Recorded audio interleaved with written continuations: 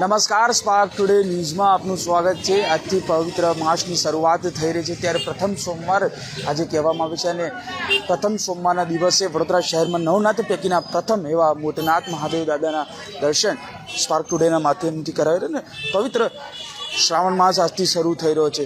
લગભગ આ શ્રાવણ માસની જો વાત કરીએ તો પ્રથમ એવો સહયોગ બની રહ્યો છે કે સોમવારથી શરૂ થઈ રહ્યો છે શ્રાવણ અને આ સોમવારે જ અમાસ આવે છે, એટલે જે પ્રકારે તમામ લોકો મંદિરે પહોંચે છે અને તમામ જે ભક્તો છે, આપ જોઈ શકો છો મહાદેવ દાદાને પહેલાં તો કમળ સાથે બીલીપત્ર અને જે ફૂલ છે આ જટા ચડાવવામાં આવે છે અને આ તમામ લોકો અહીંયા દર્શન માટે મોટી સંખ્યામાં આવતા હોય છે ને ખાસ કરીને વહેલી સવારથી બમ બમ ભોલેના નાદ સાથે શિવાલયો છે તે ગુંજી ઉઠ્યા છે। સૌથી મહત્વની વાત કરવામાં આવે તો આજથી જ્યારે પવિત્ર શ્રાવણ માસની શરૂઆત થઈ રહી અને જે પ્રકારે વાત કરીએ તો આપ જોઈ શકો છો મોટી સંખ્યામાં અહીંયા જે ભક્તોની સવારથી જ કતાર જોવા મળી રહી છે ને જ્યારે આજથી પવિત્ર શ્રાવણ માસની શરૂઆત થઈ ચૂકી છે, ત્યારે પ્રથમ સોમવારે જ આ મોટનાથ મહાદેવ દાદાના દર્શન સાથે જે પ્રકારે આ શ્રાવણ માસની જો વાત કરવામાં આવે તો વર્ષોથી એટલે કે અતિ પૌરાણિક મંદિર ગણવામાં આવે છે અને તેમાં પણ મોગલોથી આ મંદિર સ્થાપાયેલું છે તેવી પણ લોકવાયકા છે। ખાસ કરીને વાત કરીએ તો ત્યાં વહેલી સવારથી જ્યારે ભક્તો દૂધ જળાભિષેક સાથે બીલીપત્ર કાળા તલ સહિત તમામ ચડાવતા હોય છે અને જે પ્રકારે આપ જોઈ શકો છો જે ભક્તોની ભીડ છે અહીંયા જોવા મળી રહી છે। મારા કેમેરામેનને કહીશ જે પ્રકારે આ ભીડ તમામ ભક્તો આપ જોઈ શકો વહેલી સવારથી જ અહીંયા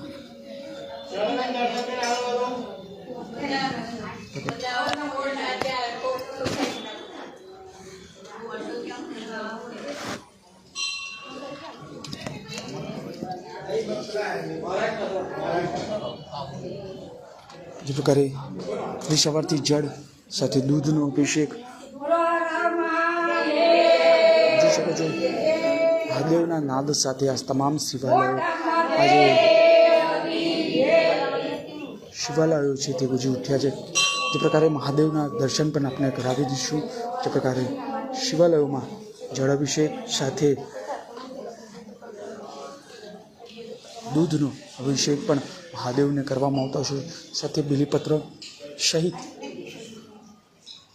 મહાદેવને ચડાવવામાં આવે છે। ત્યારે જે પ્રકારે ભક્તો પણ અહીંયા મોટી સંખ્યામાં ઉમટ્યા છે અને જે પ્રકારે જોઈ શકો છો આ મહાદેવના દર્શન મારા કેમેરામેનને કહીશ કે કરાવે।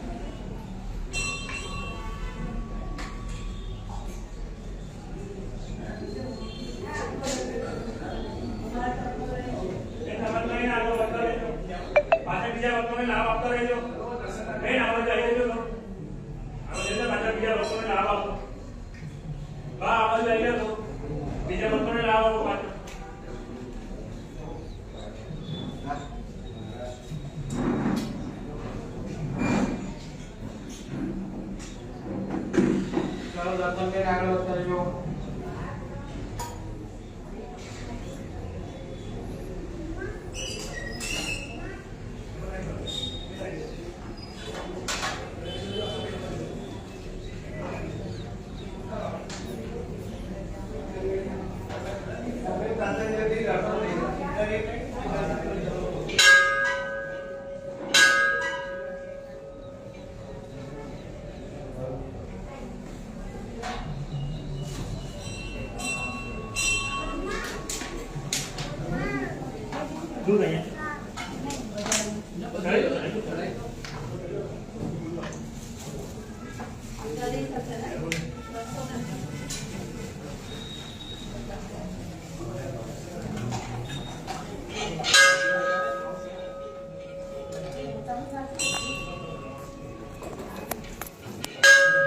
નાદ સાથે હવે સિવાલો ગુંજી ઉઠ્યા છે ને આપ જોઈ શકો છો જે પ્રકારે તમામ જે ભક્તો છે ભક્તો પણ અહીંયા પહોંચ્યા છે અને મહાદેવને રીઝવવાના પ્રયત્ન કરવામાં આવી રહ્યા છે. દેવાથી દેવ મહાદેવનો આ પવિત્ર માસ અને તેમાં પણ હિન્દુ સંપ્રદાયની જો વાત કરીએ તેમાં પણ આ સંપ્રદાય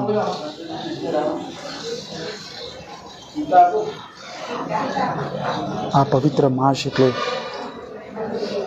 શ્રાવણનો માસ અને શ્રાવણ મહિનાનો જે મહિમા છે અનેક ગણો મહિમા રહેલો છે. ત્યારે આ વખતે 5 સોમવાર સહિત જે મહિમા છે અનેરો મહિમા છે. લગભગ લાંબા સમયગાળા બાદ આ યોગ સર્જાયો છે અને જે પ્રકારે ભક્તોની ભીડ આપ જોઈ શકો છો મોટનાથ મહાદેવ મંદિર ખાતે જે દર્શનથી આવે છે. તમામ ભક્તો અહીંયા દૂધ જલનો અભિષેક કરી ધન્યતા અનુભવતા હોય છે ને જે પ્રકારે તમામ લોકો મહાદેવના દર્શન કરવા માટે ભારે ભીડ જોવા મળી રહી છે અને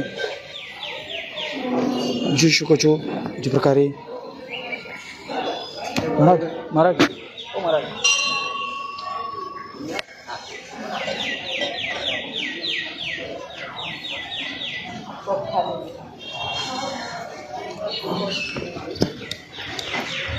મંદિરના મહારાજ છે તેમની સાથે પણ વાત કરવાનો પ્રયત્ન કરીશું. મહારાજ શું કહેશો? આથી શ્રાવણ માસનો મહિમાની શરૂઆત છે. મોટનાથ મહાદેવનું શું મહત્વ છે? ઘણા વર્ષો પછી 5 સોમવારનો યોગ આવ્યો છે. એક 72 વર્ષ પછી પણ આ 5 સોમવારનો યોગ આવ્યો. શ્રાવણ માસ છે. મોટનાથ મહાદેવની અંદર વડોદરાની અંદર નવનાથ છે એની પહેલો છે. નવનાથમાં મોટનાથ મહાદેવનો નંબર અને સારી રીતે પૂજન પૌરાણિક મંદિર છે. આદિ અનાદિ મહાદેવ છે. સ્વયંભૂ લિંગ છે. તેવી ભગવાન ભક્તો ભાવે પૂજા પાઠ કરે છે. એમની મનોકામના પૂરી કરે છે મહાદેવ. શું મહત્વ રહેલું છે ખાસ કરીને પવિત્ર શ્રાવણ માસ? આ પવિત્ર શ્રાવણ માસમાં દરેક સંતો મહાત્માઓ તપ લઘુરુદ્ર પૂજા પાઠ કરે અને એમની દરેક ભગવાનની પૂજા કરે એમની મનોકામના પૂરી થઈ જાય છે. બ્રાહ્મણ દ્વારા લઘુરુદ્ર અભિષેક કરે છે.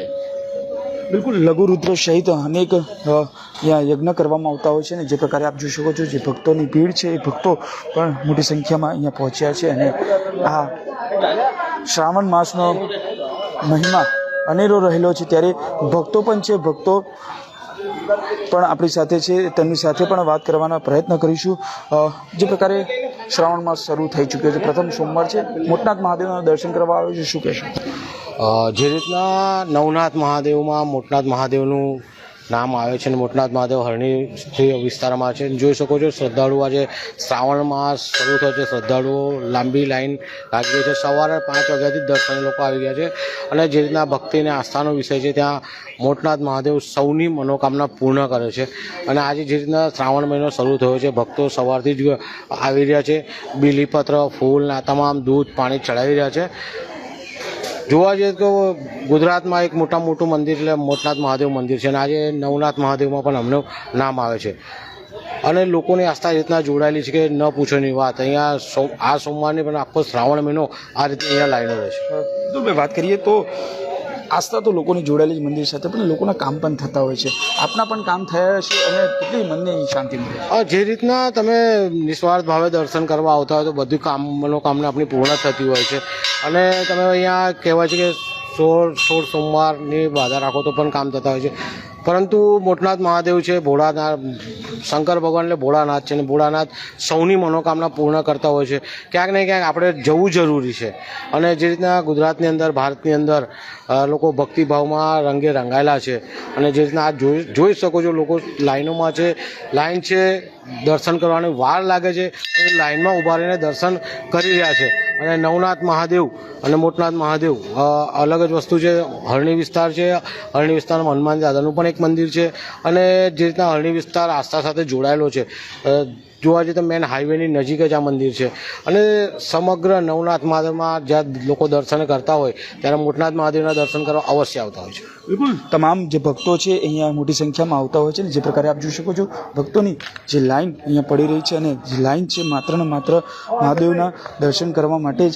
અને આ ભક્તો અહીંયા વહેલી સવારથી જ્યારથી મંદિરના દ્વાર ખોલવામાં આવે છે ત્યારથી જ તમામ જે ભક્તો અહીંયા લાઈન પડી જાય કે ભક્તોની ભીડ જોવા મળે છે. ત્યારે આ વડોદરામાં જે હરની મોટનાથ મહાદેવ દાદાનું મંદિર છે અને ખાસ કરીને વાત કરીએ તો આજે શ્રાવણ માસનો પ્રથમ સોમવાર છે ત્યારે તમામ જે શિવાલયો છે હર હર મહાદેવના નાદ સાથે ગુંજી ઉઠ્યા છે. કેમેરામેન ગૌતમની સાથે Surat Solanki, spark today news, Vadodara.